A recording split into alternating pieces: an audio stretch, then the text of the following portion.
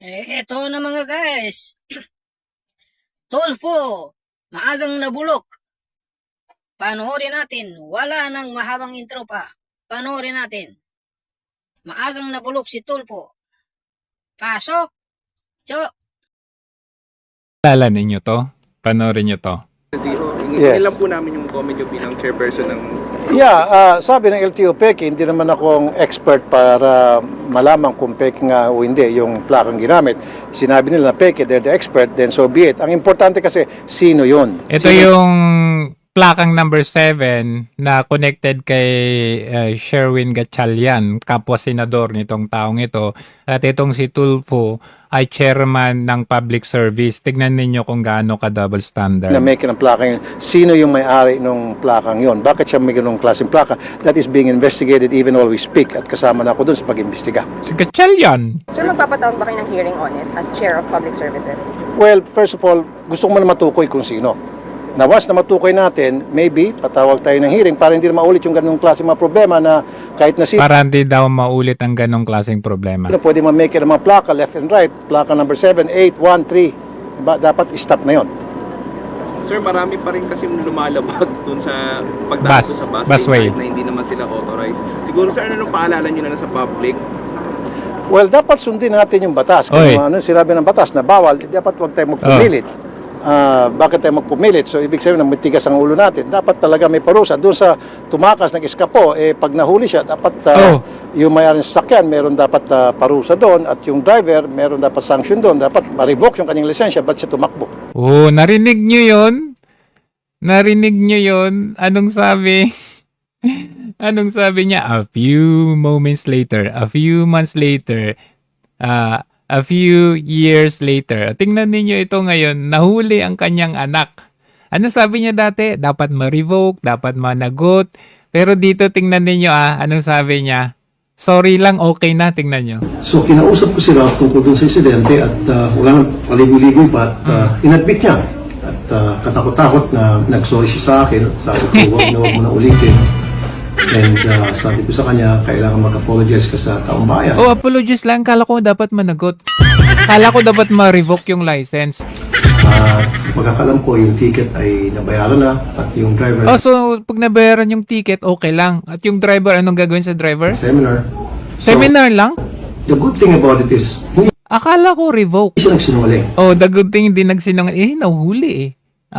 Agad-agad inadmit Paano siya magsisinungaling? siya, Nahuli. nag-apologize, nagpakumbaba. So, ganun lang pala yun. Tingnan ninyo, maalala ninyo, nung last year, tingnan ninyo to, nung last year, galit na galit siya. Doon sa duman sa busway. Gusto pang ipakulong at alam niyo ba, yung mga pulis daw na hindi humuli dito, ay kinasuhan niya, pinakulong niya. Tingnan ninyo ito.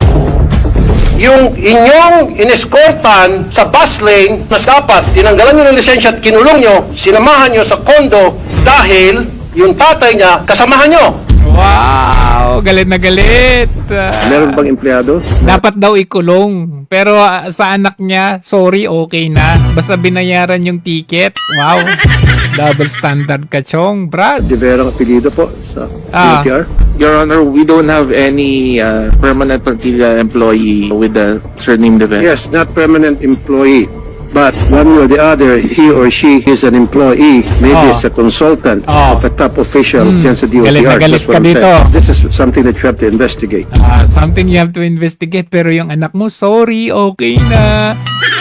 Total, di naman siya nagsinungaling, aminado, katakot-takot na usap daw ninyong mag-ama. Kasi unfair po yun eh. Nasigurado ako, yung taga-DOTR na yan na may pwesto sa inyo, whether consultant o sabihin natin contractual, pero siya ay tao ng isang mataas na opisyal sa inyo, I'm sure yun ang tumawag. And taranta lahat ng mga taga-DOTR at sinamahan pa siyang ihatid papunta ng kanyang... Yung dalawang pulis na yan, kinasuhan ni Tulfo. Kasi daw, ba't hindi pinakulong? Mundo. Itong dumaan sa busway. Hindi naman ginagawa yan sa mga ordinary motorista na lasing at nag-violate ng Teka, parang traffic. tumataba yung ano mo Parang nagsitabaan na kayo. Laws natin. Kulong na agad yun, sigurado ako. Kulong na agad yun. dapat. Kasi it's not fair. Really. It's not Palibhasa fair. siya ay alipores ng isang Palibhas- Herodes and then palibhasa siya ay anak ng isang senador. anak ng alipores ni Herodes, makakalibre na.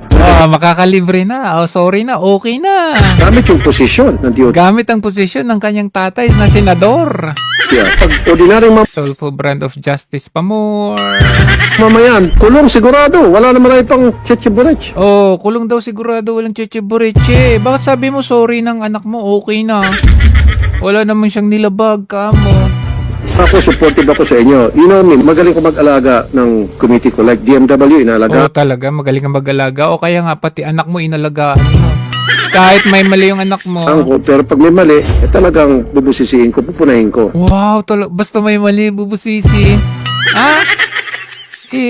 Bakit ngayon? Porque anak mo ang involved. Let's do our job here. Let's be professional. Yun po ang pinupunto ko. Be professional? And I'm sure of that. At 101%. Unless kung hirit ka pa, sasabihin ko ng pangalan, sige, hirit ka pa. Nanakot ka pa. There is a consultant in the DOTR na Grabe ka, Dilera po Brad. ang apelido, but no relation at all po with this Christopher Jude Lim Dilera po, Your Honor. You sure? I am sure, Your Honor. Secretary Jaime Bautista, mention me the chief of staffs. My chief of staff po is si Attorney Yebra. Siya lang po. Give me the names Galit of na. those people Wow, galit. working in your office, whether as consultant or contractor. Galit.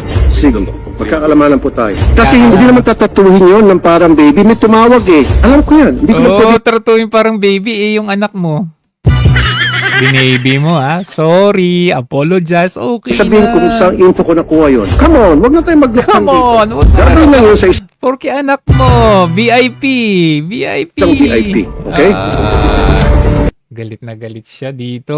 Pero dahil anak niya, anong sabi niya? Anong sabi niya? Ito. Anong sabi niya dito? Batas na bawal, dapat huwag tayo magpumilit. Bakit tayo magpumilit? So, ibig sabihin na matigas ang ulo natin. Dapat talaga Matigas ang ulo ng anak mo. Ang tigas ng ulo ng anak mo. Ikaw, yung hindi lang ulo, pati panga mo matigas. Ano sabi mo dito? Kinwestiyon mo pa yung media, parang, bakit? Meron ba siyang, tingnan nyo. Sarcastic ka pa dito. Nabalitaan ko lang Parang ang tangos na ng ilong mo dito Teka, parang ibang tul. Tumakas ba? Ayun, sinasarcastic mo pa sila Tumakas? Kaya tumakas o hindi, nahuli siya. Nahuli, lumabag. inisyon. Mukhang puyat na puyat ka. Anyari? Bakit parang iba yung mukha mo dito? Anyari? Paging Belo ba to? Belo? So, hindi tumakas. So hindi, ilang beses niyang inanin, sinasarcastic niya Tumakas ba? Tumakas ba o hindi? Hindi pala tumakas Hindi, tumakas, hindi. Pag hindi tumakas, walang nakita problema. Pag hindi tumakas, walang nakitang problema. Pero bakit dito na galit ka? Dapat sabi mo, dapat makulong. Kasi unfair po yun Nasigurado ako, yung taga-DOTR na yan na may pwesto Dapat sa inyo, makulong. whether consultant o sabihin natin contractual, pero siya ay tao ng isang mataas na opisyal sa inyo, I'm sure yun ang tumawag. And taranta lahat ng mga taga-DOTR at sinamahan pa siyang ihatid papunta ng kanyang kondo. Na hindi naman ginagawa yan sa mga ordinary motorista na lasing at nag-violate ng traffic laws natin. Kulong na agad yun, sigurado ako. Kulong na agad yun, sigurado, sabi mo. Pero sabi mo, kasi hindi siya tumakas, wala kang nakikitang problema. Pag hindi siya ng abuso, hindi nagmura, wala akong problema. Porque hindi nagmura, hindi nag-abuso. Hindi ba yung pag-aabuso yun? Lumabag ka. Bus lane po yun. At naka-8 bang plaka niya, hindi?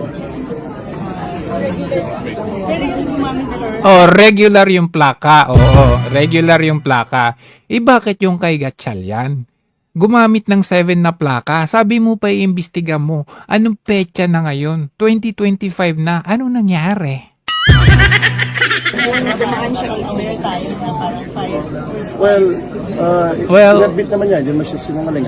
Dahil inadmit niya, okay na. Walang problema. Nag-apologize. talaga itong problema doon. As long as hindi siya tumakas, hindi siya gumamit ng plakang 8, which karapatan niyang gumamit, pero hindi siya gumamit. Just Yung iba, kulong dapat kamo. na hindi siya abusado. Kaya lang, it so happen na nagamit niya yun at it's seen in the driver. Magkakaalam ko ata, nagmamadali siya. Nagmamadali, so irarason natin yung nagmamadali.